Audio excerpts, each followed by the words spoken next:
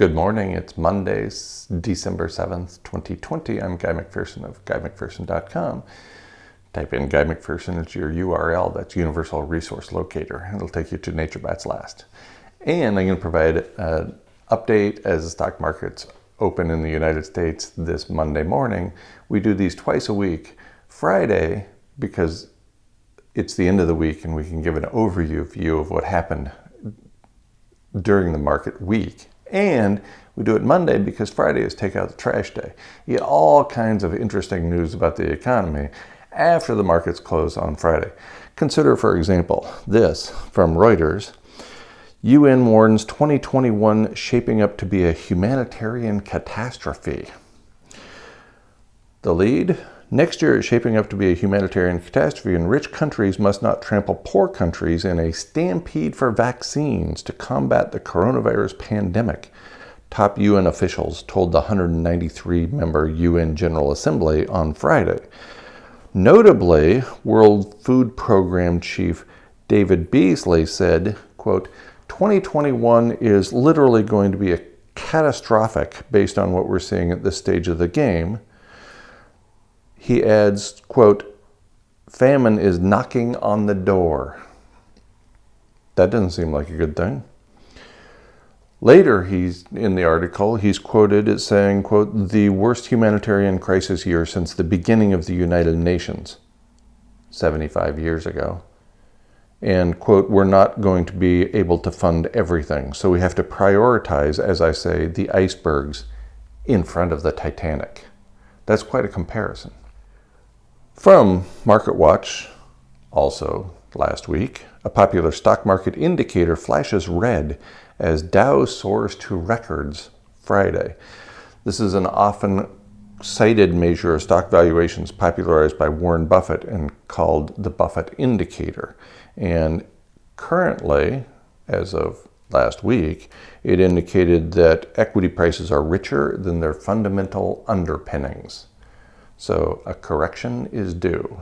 From Barron's, stocks hit new highs as reopening euphoria rages on. Can it last?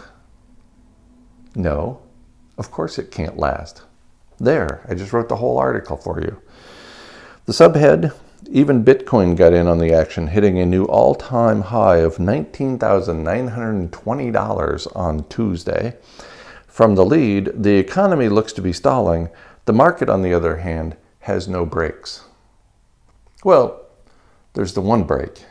There's no brakes as the train falls off the trestle and is plunging thousands of feet down. It's not the fall that kills you, it's the sudden stop at the bottom. That's the brake for the stock market. From the Atlantic, the U.S. has passed the hospital breaking point. A new statistic shows that healthcare workers are running out of space to treat COVID-19 patients. From NBC News, families on the brink fear what's next as pandemic benefits expire. From the Sub, it's going to be worse before it gets better. Anyone waiting for the economy to reopen, you can starve in that period. That's a quote from an economist. From an economist who seems to actually get it. And then in the article, 9 months into the pandemic, the latest jobs report shows the economy in November gained a paltry 245,000 jobs out of the 10 million yet to be recovered. 10 million, that's a lot of lost jobs. From Business Insider, beyond every historic extreme, a notorious market bear reiterates his call that the overextended S&P 500 will suffer a 70% crash and says stocks are facing 12 years of negative returns as they get trounced by treasuries. It's all underlain by the ongoing third wave. We're not at the beginning of the third wave, we're in the midst of the third wave, as this figure indicates from Johns Hopkins.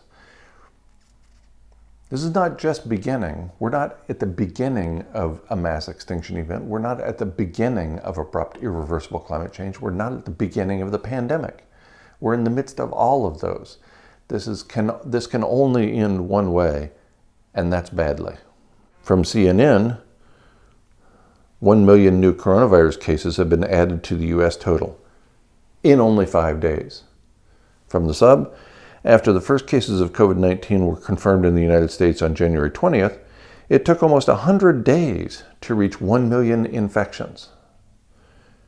Now, the country has added more than 1 million cases to its grim total in just 5 days. So in 5 days, we have surpassed what took 100 days previously. Third wave. From Politico, states become worker safety watchdogs as pandemic worsens. From the lead, states are increasingly bypassing the federal government and imposing their own rules to protect workers from the coronavirus. Well, I wonder why they're surpassing the federal government. What's that? Oh, right. The federal government hasn't done squat. The federal government is not interested at all in caring for its people in light of the coronavirus. So states are having to take the lead, at least in decent states. From Barron's, a quick overview of last week in a headline. The Dow rose 249 points because jobs data don't matter. Stimulus does. Hope and prayer. Dreams and wishes. That's all that matters, is the hope of a cure. From Bay Nature at baynature.org, an outcome of the ongoing mass extinction event. With fewer than 2,000 butterflies counted so far, Western Monarch takes an astonishing step closer to extinction. 2 years ago, volunteers counted over 27,000 monarch butterflies at the annual count. And now, 2 years later, we're down to fewer than 2,000. And the 27,000 indicated that we were in the midst of an extinction event for the monarch. From the Wall Street Journal, soaring metals prices signal bets on global economic recovery. That's a tough one to say, all those S's. And the subhead, hopes for vaccines and stimulus are boosting investor sentiment as part of a vast market rally. Yes, hopes again. From Yahoo Finance 2020 Company of the Year. Wait for it. You couldn't have seen this coming. Zoom. Zoom is zooming. There's no doubt about that. From Fortune, why aren't we in another Great Depression? The subhead, it's a major mystery, at least for most people. Paragraph 4 tells the whole story. Economists seem happily oblivious to it all. That's it. Why aren't we in another Great Depression? We are. We're in the midst of a greater depression than the Great Depression from the 1930s. We're in the midst of the greatest depression ever. If Trump can be proud of all the things that he's proud of, he should be out there saying, it's the greatest depression ever. This is my economy. But no, he's talking about the barons on Wall Street instead, because we all think we're temporarily embarrassed millionaires that soon will be rich. And then to the markets at the open. Okay, I got to show you a trick before I release the numbers. So this will keep you waiting on the edge of your seat. In the age of masks, ventriloquism just got a lot easier. That's what you think. That's what you think. What are you talking about? That's what you think. See how easy that is? All right then. Markets open. A little change this morning with the Dow down slightly and the NASDAQ powered by Zoom and similar stocks slightly up. Have a great week.